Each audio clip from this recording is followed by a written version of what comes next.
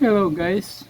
So, sa ngayon pag-uusapan natin ngayon ay ang 1 peso year 2000. So, may ipapakita ko sa inyo ng mga year 2000 ako dito na coins. Ito ay pwede natin tawagin na millennium coin. Ibig sabihin, kasi ito ay ginawa ng year 2000. So, meron po kasi ang year 2000 na ito po ay non-magnetic year 2000. Actually, medyo mahirap hanapin to. I-consider na po ito sa hard to find. Sabihin natin hard to find po ito. Sa year 2000, collectible po ito, lalo na pag yung error coin. Meron din po kasing error coin na year 2000. Ang year 2000 ay gawa sa copper nickel. Copper nickel ang ito gawa ito. So palisa ngayon po may mga ko nito, iba-iba akong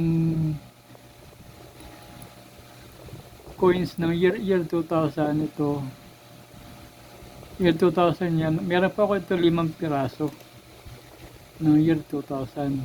Ito ay isa sa mga hinahanap ng collectors, lalo na kung meron siyang error coin. Ito year 2000 po yan. Year 2000 yan.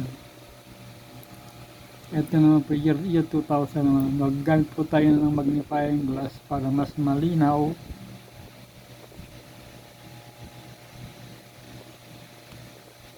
Para mas malinaw, gamit po tayo ng magnifying glass.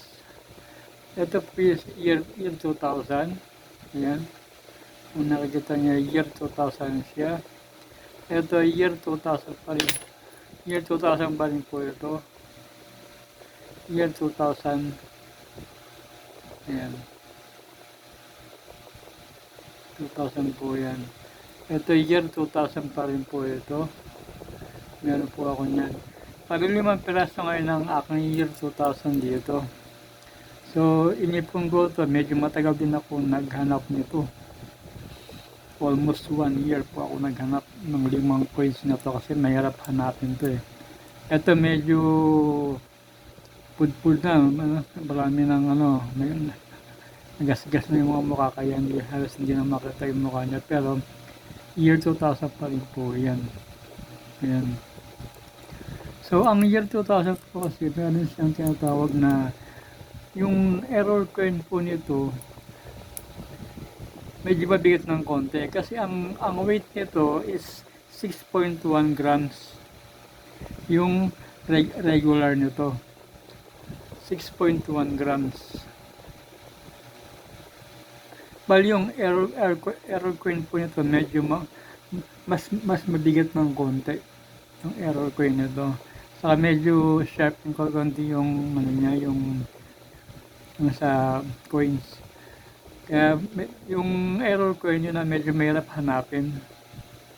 Error coins nito ng year 2000. So medyo swerte pa rin po tayo dahil nakakakuha tayo ng kahit paano 5 piraso ng year 2000 na coin. Ito, year 2000 po lahat yan. Yan, year 2000. Ito po year 2000 pa rin po yan. Yan. Makita niyo po sa camera year 2000. Ito po year 2000 pa rin po ito. Year 2000. Ito po year 2000 pa rin po yan. Meron po ako 5 piraso ng year 2000. Ito po year 2000 pa rin po ito. Year 2000. So 5 piraso po ang meron ako dito ng year 2000 at baka sakaling madagdagan pa po ito. Ito po ay gawa sa copper nickel at yung error coin na sinasabi medyo mabigat siya ng konti dito sa regular coins na 6.1 grams. Medyo mas mabigat siya yun kasi ang gawa nun is nickel alloy. Gawa yun sa nickel alloy, medyo mabigat siya ng konti. Yung kanyang with yung 1 peso coin. Ito po, nasa harapan nito si Dr. Jose Rizal, ang national hero. Sa gilid niya makikita niyo is Republika ng Pilipinas. At yung nasa likod naman po nito, yung tinatawag natin na Bangko Sentral ng Pilipinas. Bangko Sentral ng Pilipinas. At yung kanyang logo ng Bangko Sentral ng Pilipinas po yan. Ito po yan. So, sa ngayon po, ito may share ko sa inyo. Kung makakuha kayo nito ng year 2000 na 1 peso coins, swerte nyo po yun. Dahil ito pa isa sa mga hard to find. Hanggang dito lang po ang aking video, and thank you. Please don't forget to subscribe and like my channel. Thank you very much po.